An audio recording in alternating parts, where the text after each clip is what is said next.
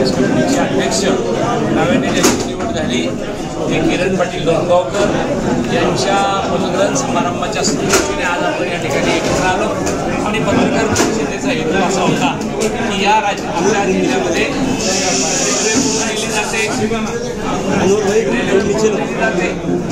खताची टंचाई आहे, शहरामध्ये पाण्यापाणी होते, या सगळ्या बाबीवर निश्चितपणाने आपल्या सगळ्यांच्या माध्यमातून सरकारला धडा शिकवला पाहिजे, जबाब विचारला गेला पाहिजे की जेणेकरून खताची टंचाई का पडते, शेतकरी किंवा कृषी मंत्री काय करतात. अशा परिस्थितीमध्ये मुद्दाम काँग्रेस राष्ट्रवादी उतरण्याची भूमिका पुढच्या काळात आम्ही सगळेजण करतोय.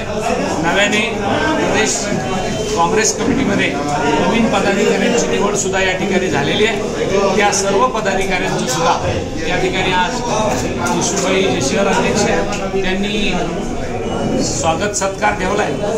ज्यांचे जे प्रतिनिधी म्हणून प्रदेशवर गेले त्या सगळ्यांचा सत्कार समारंभ आज आहे आणि इथून पुढच्या काळात लवकरच हर्षवर्धन सपकाळ यांच्या नेतृत्वाखाली आपल्या जिल्ह्यातली काँग्रेसची पुन्हा एकदा पुनर्रचना करून बांधणी करण्याचं काम हाती घेण्यात आले. सर, गोरंट्याल जे आहे भाजपमध्ये गेले, काय सांगणार? गोरंट्यालच्या वर याच्यापूर्वी सुद्धा MLCच्या मतदानामध्ये, राज्यसभेच्या मतदानामध्ये त्यांच्यावर आरोप झाला होता की तुमचं पद फुटलं की काय. त्या कमिटीचा रिपोर्ट सुद्धा AICCला गेला होता, परंतु पक्षातून काही कारवाई करायच्या आधी ते पराभूत झाल्यानंतर त्यांनी असं ठरवलं की आता आपण आपला पक्ष बदलावा आणि त्यांनी त्याचा निर्णय केला.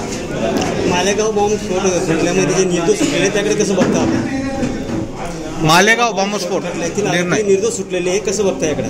खरं तर मी असं म्हणेल, न्यायालयाच्या आदेशाचं आपण सगळे देशातले नागरिक पालन करतो, परंतु या राज्यातल्या सरकारने हे गृह विभागाचं जर फेल्युअर असेल तर त्यांनी याच्यामध्ये स्वतः लक्ष घालून सगळे पुरावे तयार करून किंवा जमाजमो करून याच्यामध्ये अपीलात गेलं पाहिजे.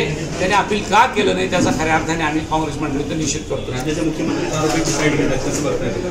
राज्याच्या मुख्यमंत्र्यांनी आरोपीची साईड घेणं हे उचित नाही, मी या मताचा आहे. त्यांनी उलट हे म्हणायला पाहिजे होतं, जर आमच्या गृह खात्याचं काही फेल्युअर असेल तर आम्ही ते सुधारू आणि वरिष्ठ न्यायालयात जाऊ. ते पृथ्वीराज चव्हाण याचे पण पुतळे जाळले सर काल. एक राजकारणाचा भाग आहे. हिंदू एकता समिती ऐका ना, जिल्हा काँग्रेस कमिटीच्या मुख्यालयामध्ये सर्वांचं स्वागत करतो. आजच्या या पत्रकार परिषदेला आमच्या समवेत आवर्जून उपस्थित असलेले माजी मंत्री सन्मान्य अनिल पटेल साहेब, त्याचबरोबर शहर अध्यक्ष श्री विशुभाई, प्रदेश सचिव रविदादा काळे आणि ज्यांची नव्याने जिल्हा काँग्रेस कमिटीच्या अध्यक्षपदावर नियुक्ती केली गेली, निवड द्यायची झाली, ते किरण पाटील लोणगावकर आणि आमच्या समवेत असलेले सर्वच मान्यवर. मी प्रत्येकाचं नाव घेईन, परंतु आता मी आपल्या समोर आहे तर आपण समोर एकमेकाला चर्चा त्या माध्यमातून आमचं काय म्हणणं आपल्यापर्यंत पोहोचतं ते आपल्याशी बोलतो. सर्वप्रथम मी एक गोष्ट आपल्याला सांगू इच्छितो आज, की अशी की महाराष्ट्र प्रदेश काँग्रेस कमिटीचे अध्यक्ष सन्माननीय हर्षवर्धन दादा सपकाळ यांच्या निवडीनंतर महाराष्ट्र प्रदेश काँग्रेस कमिटीची कार्यकारिणी, त्याच्यात केलेले बदल किंबहुना त्याच्यामध्ये केलेले अमेंडमेंट किंवा वाढीव पदाधिकाऱ्यांची नावं, त्या सगळ्या मध्ये जो बदल झाला, काल परवा एक यादी त्या निमित्ताने प्रसिद्ध झाली. त्यामध्ये आपल्या जिल्ह्यातील काँग्रेसचे सिनियर लीडर किंवा जुने नेते, ज्येष्ठ नेते काही नवीन ॲड करून आपल्या जिल्ह्यातूनही कार्यकारिणीवर नव्याने निवड केली गेली. याची यादी नावं आपल्याला देतो, तशी आपल्या सगळ्यांना अवगत आहे. आणि त्याचबरोबर मला प्रदेशवर घेतल्यामुळे ही जी जागा जिल्हा काँग्रेस कमिटीची रिक्त झाली, त्यामध्ये किरण पाटील लोणगावकर यांची जिल्हाध्यक्षपदी निवड करण्यात आली आणि इथून पुढची धुरा ग्रामीण जिल्हा काँग्रेस कमिटीची आता किरण पाटील लोणगावकर सांभाळतील. आज त्यांचा पदग्रहण समारंभ आहे आणि मी अध्यक्ष झालो तेव्हा पटेल साहेब अध्यक्ष होते, त्यांच्याकडून माझ्याकडे आला तर मी किरण पाटील दोनगावकर साहेबांच्याकडे हा पदभार त्यांना देत आहे. ही साधारणपणाने आजच्या कार्यक्रमाची रूपरेषा आहे. यानंतर पदग्रहण समारंभ झाल्यावर मोठ्या हॉलमध्ये ज्या मंडळीचं प्रदेशवर निवड झाली, कुणी उपाध्यक्ष झाले, कुणी सरचिटणीस झाले, कुणी वेगवेगळ्या पदावर सचिव झाले, त्या सर्वांचा सत्कार सन्मान आपले शहर जिल्हा काँग्रेस कमिटीचे अध्यक्ष सन्माननीय येशूभाई यांनी आयोजित केलेला आहे. त्या कार्यक्रमाला सगळेजण जे पदाधिकारी आहेत ते सगळ्यांना बोलवलंय आणि जिल्ह्यातले आणि शहरातले काँग्रेसचे कार्यकर्ते आणि पदाधिकारी त्या कार्यक्रमाला येणार. हा साधारणपणाने आजच्या कार्यक्रमाचा अजेंडा आहे. हा कार्यक्रम यासाठी आणि सर नेते मंडळी थांबवा आता कोणाला आता काही येऊ पत्रकार परिषद झाल्यावर बोलवा. डॉक्टर साहेब, आपल्या मतदारसंघातील गोरंट्याल भाजपात गेले, काय सांगा? यांचा एक प्रश्न होता यांचा की 6 महिने आपण मतदाराचा विश्वास का नाही टिकवला. त्याला धरून यांचा प्रश्न होता की निवडणूक आयोगावर बोला. त्याला धरून यांनी ईव्हीएम मशीन. तर त्या प्रश्नाचं असं आहे विधानसभेमध्ये त्याच्यामध्ये आपण या प्रश्नाचं सविस्तर उत्तर खऱ्या अर्थाने आदरणीय राहुल गांधी साहेबांनी दिलेलं आहे. तरी पण मी एकदा आपल्याशी बोलतो की त्या दिवशी जे मतदान झालं ते 4 वाजेपर्यंत किती झालं, 5 वाजेपर्यंत किती झालं आणि नंतर पेट्या बंद पर्यंत किती झालं याचा आम्हाला खुलासा करा. ते निवडणूक आयोग म्हणला आम्हाला तुम्हाला खुलासा देता येणार नाही. काय प्रॉब्लेम आहे द्यायला? हा मतदान वाढलं अचानकपणे एवढं. संध्याकाळी एका तासामध्ये 50 लाख 75 लाख असं मत लाखात वाढायला लागलं. कसं वागायचं आपण ते सांगेल ना. एक मुद्दा हा. दुसरं 2024ला लोकसभेच्या निवडणुका झाल्या आणि विधानसभेच्या निवडणुकीमध्ये मतदार यादीत किती मतं वाढले? पूर्वी 5 लाख वाढत होते, आता किती वाढले? तुमच्या पेपरला सगळ्यांना आकडे वाचले, वाढले की नाही? दुसरा मुद्दा. तिसरा विषय अजून एक त्याच्या पुढचा की मी तुम्हाला अजून सोपं करून सांगतो. लोकसभेची निवडणूक आणि विधानसभेची निवडणूक एका ठिकाणी एकत्र झाली महाराष्ट्र राज्यामध्ये. ती म्हणजे नांदेडला बाय इलेक्शन मध्ये. दादा, नांदेडला बाय इलेक्शन झालं लोकसभेचं. आपले लोकसभेचे खासदार दिवंगत झाले, निधन पावले. त्याच्यावर दुसरा बाय इलेक्शनला त्यांचा मुलगा दिला आणि ती निवडणूक लोकसभेच्या आणि विधानसभेच्या बरोबरीने झाली. आकडे काढा, तुम्हाला त्याचा खुलासा करतो. 2 लाख मतं लोकसभेच्या उमेदवाराला कमी झाली आणि 2 लाख मतं ही विधानसभेच्या उमेदवाराला 6 मतदारसंघांचे जास्त झाली. मला सांगा, तुम्ही मतदान करायला आज गेल्यानंतर बटन दाबायला गेल्यावर एका मशीनचं बटन दाबतो माणूस आणि दुसरीचं दाबत नाही. असं कधी मतदार करतो का? मतदानाला गेल्यावर उमेदवारच नाही पटला तर माणूस नोटाचं बटन दाबेल. 2 लाख मतं पडायचे एका विधानसभा मतदारसंघात. जवळजवळ 35 हजार मतं, 30 हजार मतं हे लोकसभेला कमी मिळाले आणि विधानसभेला जास्त मिळाले. त्याचा अर्थ तुम्ही काय काढला माहिती नाही, पण मी हा काढला की लोकसभेच्या मशीनमध्ये घोटाळा केलेला नव्हता, विधानसभेच्या मशीनमध्ये केलेला नव्हता. कोणी केला? निवडणूक आयोगाने, सरकारने, सत्ताधारी लोकांनी. सर, गोरंट्याल जे आहे ना भाजपमध्ये गेले आपल्या मतदारसंघात. प्रश्न राहिला जिल्ह्यामध्ये काँग्रेस ICU आपले मिसाईल खराब झाले, किती विमानं खराब झाले, किती राफेल खराब झाले किंवा किती आपल्याला अडचणी आल्या याच्यावर काही बोलले नाही. ते म्हणे बच्चों ने अच्छा मार्क लिया, बहुत हो गया, उनकी पेन्सिल कितनी लगी, रबर कितने लगे, फोड रबर कितने लगे, कुछ नाही. चालेल का? देशाच्या नागरिकाला हिशोब द्यावा लागेल ना आपल्याला. आणि काय केलं? काय म्हणले राजनाथ सिंग साहेब? ते म्हणले हमने दोपहर में फोन कर दिया उनकी आर्मी, आमच्या आर्मीने त्यांच्या आर्मीला फोन करून सांगितलं आता आमचं युद्ध बंद झालं, आम्हाला नाही करायचं.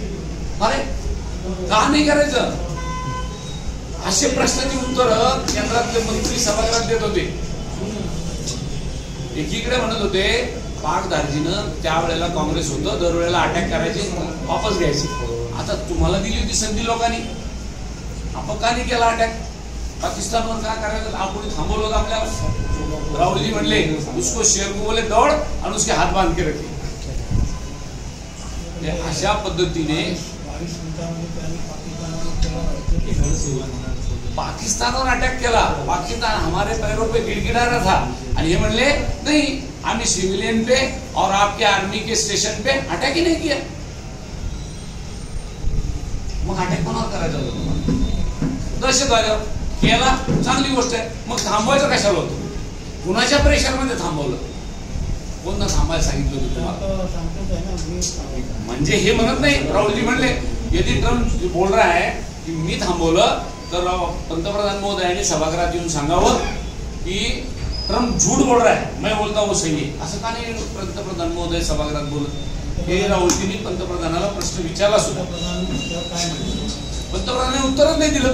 वो उसका ते काय म्हणतात उपाध्यक्ष अमेरिकेचा राष्ट्राध्यक्ष उपराष्ट्राध्यक्ष मला फोन करून सांगत होता वो तुम्हारे पे हमला करने वाला है, पाकिस्तान काबू कर रहे रुको. मी त्याचा त्याला प्रश्नाला उत्तरच दिलं नाही. ट्रम्पने सीज फायर केला हे बोललेच नाही, हमने किया. मला हे म्हणायचंय की एकीकडे तुमच्यावर असं कुणाचं प्रेशर होतं म्हणून तुम्ही पाकिस्तानचा अटॅक थांबवला. काय झालं होतं नेमकं? अटॅक करायला तर सगळ्या पक्षाच्या देशातल्या सगळ्या नागरिकांनी आणि पक्षांनी पाठिंबा दिला. सगळे खासदार एकत्रित येऊन रासायनिक मंत्र्यांना कधी भेटणार, त्यांच्याकडून खताचं आवंटन आपलं कसं वाढून घेणार आणि आपल्याकडे तातडीनं खत कसं उपलब्ध होणार? आम्ही विरोधी पक्षातले सगळे खासदार JP नड्डा साहेबांना भेटलो, निवेदन दिलं, परंतु सत्ताधारी पक्षातले लोक दम नाही धरत, पाय धरत नाही. एखादं निवेदन घेऊन सरकारच्या विरोधात आहे तरी सुद्धा आम्ही सगळ्याला घेऊन पुन्हा एकदा जाणार. सर, तुम्ही खासदार झाल्यानंतर 1 वर्ष 1 महिना आज झालेला आहे. तुमच्या जालन्यामध्ये 50 शेतकऱ्यांच्या आत्महत्या आणि संभाजीनगरमध्ये 88 शेतकऱ्यांच्या आत्महत्या गेल्या वर्षभरात झालेल्या आहेत. कसं बघताय सर? अपयश कुठे आहे? या सरकारचं ते अपयश आहे. ते अपयश जनतेसमोर उघडं करण्यासाठी परवाच आम्ही काँग्रेसचे महाराष्ट्रातले सगळे खासदार एकत्र येऊन लोकसभेच्या पायऱ्यावर प्रोटेस्ट केलं, आंदोलन केलं, ती प्रेस नोटही पाठवली आणि त्याच्यात आमची भावना एकच होती ती म्हणजे शेतकऱ्याला कर्जमाफी करा, शेतकऱ्याने शेतपिकाला दर द्या आणि त्याच्या शेताला पाणी द्या, रात्रीच्या ऐवजी दिवसा वीज द्या आणि त्याच्या मुलाला शिक्षण द्या. एवढं जरी नीटनेटकं काम आपण केलं तर 100% शेतकऱ्याच्या आत्महत्या थांबतील. परंतु दुर्दैवाने रम्मी खेळणारा कृषी मंत्री जर या सरकारने दिला तर शेतकऱ्याचे काय हाल होते मला सांगा. दादा, शहरामध्ये आणि जिल्ह्यामध्ये अतिक्रमण एक मिनिट तुमच्या प्रश्नाची 3 उत्तर दिले मी. यांचं काय म्हणलं बोलो सर. स्पेशल केस काँग्रेस कोणाबरोबर युती करत नाही, आघाडी करत एकला चळवळतो. इथल्या महापालिका निवडणुका लक्षात घेतला MIM आणि काँग्रेस कधीतरी एकत्र येऊ शकेल जळगाव वाढवण्याचा. त्यांची त्या प्रश्नाचं उत्तर आपल्याला हर्षवर्धन सपकाळ साहेब देतील, कारण तो पॉलिसी मॅटरचा भाग आहे. राज्यामध्ये काय करायचं, देशात काय करायचं.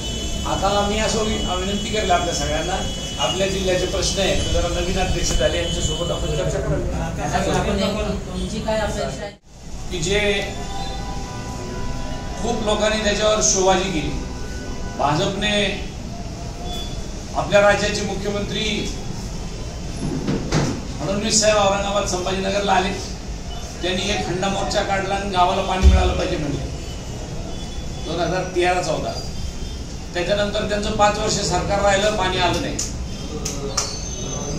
परत 2.5 वर्ष आपलं सरकार राहिलं.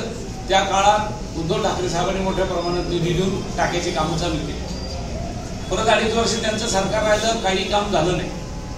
आजही परिस्थिती अशी आहे की अजूनही पाणी किती दिवस मिळेल हा प्रश्न अनुत्तरित आहे. आणि म्हणून पिण्याच्या पाण्याच्या प्रश्नावर सुद्धा एक काँग्रेस पक्ष म्हणून आम्हाला भूमिका घ्यावी लागेल. त्याच्यावर एक मोठं आंदोलन आम्ही या निमित्ताने उभं करू आणि निश्चितपणाने शहराच्या लोकांना लवकरात लवकर पाणी कसं मिळेल त्याची व्यवस्था येणाऱ्या काळात आम्ही करू, अशी एक भूमिका आमच्या सर्व आपल्या काँग्रेस पक्षातल्या सर्व मंडळीच्या डोक्यात आहे. मधल्या काळात शिवसेनेने मोर्चा काढला, घरोघर गेले, घरोघर जाऊन सांगितलं लवाडांना पाणी द्या वगैरे वगैरे. पण एवढी वर्ष जर कोणाची सत्ता होती महापालिकेत असं विचारलं तर कोणी पाणी दिलं नाही, कोणी पाणी दिलं, हे दूध का दूध पाणी का पाणी व्हायला वेळ लागत नाही.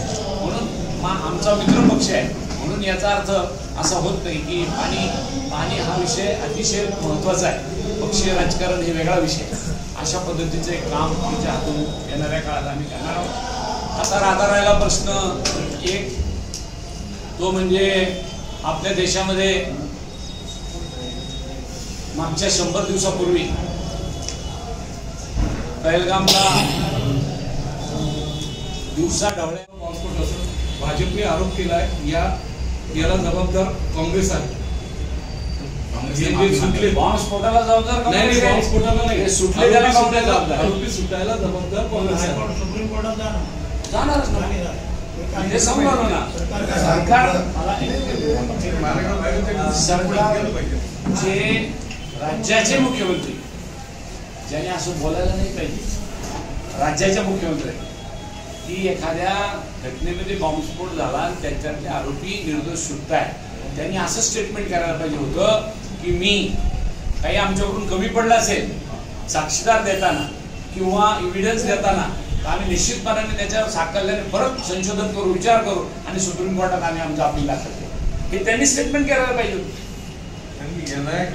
उठलं सुटलं सगळे आरोप काँग्रेसवर लावून मोकळं व्हायचं. सर, काल जे काँग्रेसमध्ये नवीन जखम झालेली आहे गौरंट्याल नावाची, ते नाराज करणारे आहे.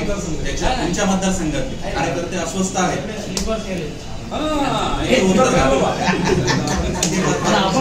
नाही सांगा सर काहीतरी गोरंट्याल बद्दल. नाही का गेले ते सांगा ना सर. आपण खासदार असताना